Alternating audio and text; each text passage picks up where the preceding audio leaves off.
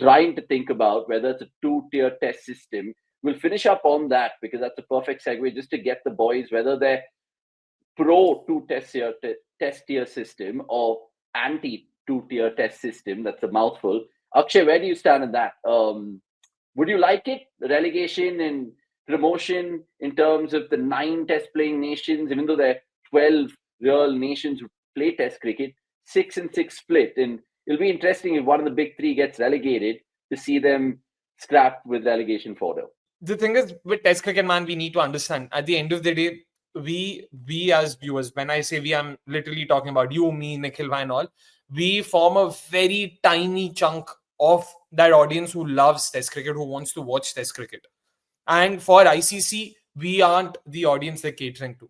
The audience they're trying to cater to is the newer set of people who they want to expand to, who've not heard of cricket potentially, who've not watched or played cricket themselves. And for them, and we like it, it's a very different way of playing, but you can't sell it to the average person out there. So knowing that and how much it costs, importantly, it costs 4 crores on an average in Indian rupees, which is roughly $400,000 to host a single test match. That's a lot of money we're talking about for a New Zealand cricket board or a West Indies cricket board. Where is that money going to come from if an India or an Australia or an England isn't playing? And by the way, for what it's worth, the Australian cricket board is a loss-making proposition. Australian cricket board has been making losses for the last 3 years, and they are a part of the big three.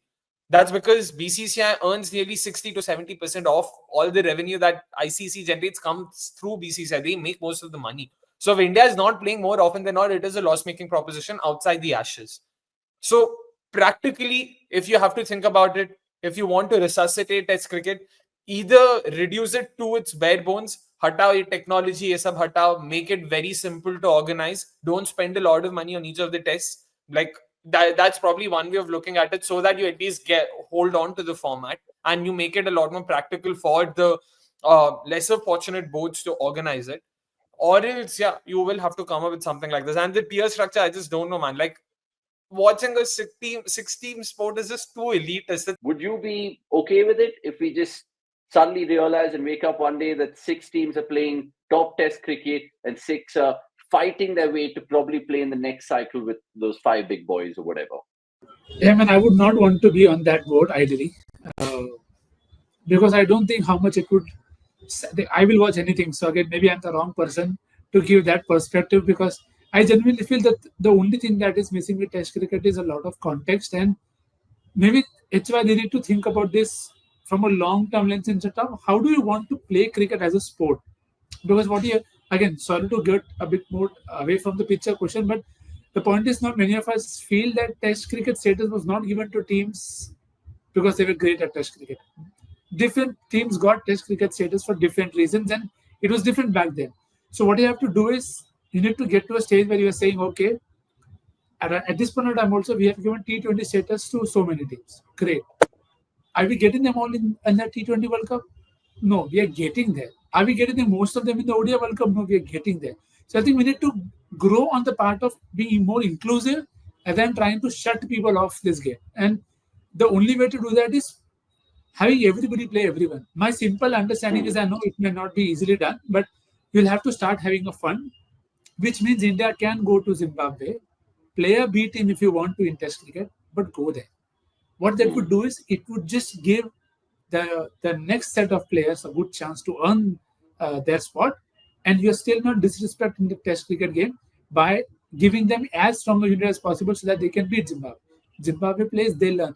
This is not going to be a business transaction where you play for 3 years, you'll get here, you'll get here. No, it is not going to be like that. So ideally, I would want it to be as many people who can afford to play Test cricket, as many people who, at this point of time, people aren't even able to afford first-class systems that are robust, that can give them enough talents coming through. So it's a far deeper issue. And this way, if we start pulling people out of this, we'll eventually just have 4 or 5 teams playing amongst each other, and only that will be competitive. I sometimes feel we get very greedy for our entertainment that, oh, we always want to watch a great match. It is not always possible. Life isn't always a fair cricket match. So you have to watch somebody win by 1,000 runs and somebody lose by 1 wicket at the same time and be fine with it. You just have to find a way to sell it.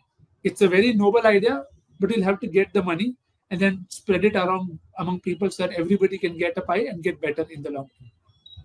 Thanks for the Yeah, I time. mean, no. I mean, it's fascinating that you say that because I agree with a whole bunch of points you made there. It comes down pretty much to what you and Akshay are saying, finances. Because whether we like it or not, Test cricket is something that a lot of people are finding very hard to keep alive purely because, like you said, Nick's not strong enough domestic systems, the cost of hosting a game, like Akshay said, and even the fact that BCCI has a larger chunk of the pie, they never want to kind of not be greedy to kind of let the game grow because India are the hotbed, so they're going to be adamant about getting more, if not less.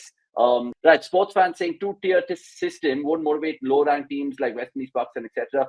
First, such teams need to work in their first-class structure, which they don't care about. Similar thoughts that we were echoing. And Greg K saying two-tier system is gatekeeping. Australia, England, India do not want to play Zimbabwe, Ireland, Bangladesh. And again, it comes down to various factors. Ashutosh Kasalkar, if you're new to the chat, welcome to Monday Night Live. We take comments from various people, including yours, which you go on to say other reason is Test cricket requires more skills than T20. That's why most people don't want to play Test cricket. Easier to make more money having less skill set. That and the graft and the grind of what you need to be a Test cricketer. I mean, if you want to be a Test cricketer, you have to go through the Ranji system and so on and so forth. Akshay? Yeah, just a few things to add to each of the last comments. With this, Ashutosh, I like, let us also not berate players for not focusing on Test cricket. They are fending for themselves, so it's only practical for them. Like when, I don't know what is the tone that Ashutosh is using, but I hope you're not coming from a place of yaar haan player ko to farak hi nahi padta, unko to they're taking the easier way out.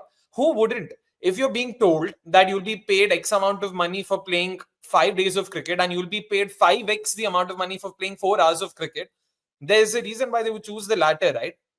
Why do they have to bend their backs, focus on their skills, and do all of this only to not even earn a fraction of what they would earn by playing a much more fast-paced form of cricket? So you need to understand where they're coming from firstly. And about the other comment, in the same vein, Daniel, you also need to understand that sorry, not this one, gatekeeping, Australia, England, India, they wouldn't want to play Zimbabwe because again, it unfortunately won't be a good enough contest both practically and also sportingly. So like for them, if India has an option of playing a Zimbabwe or in Australia in the same time period, they will choose the latter, right? Like why would they want to play Zimbabwe when they know they can play Australia and also make money off of it? That's where we need to understand we can't expect everyone to think of the greater good. Unfortunately, this is a world driven by capitalism. That's why you need to now incentivize. The only way this is possible is now how can you make money off of it? How do you make the game interesting? That this is why I say कि ऐसा कुछ come up with the way where these players can also be integrated into a system that makes money for everyone.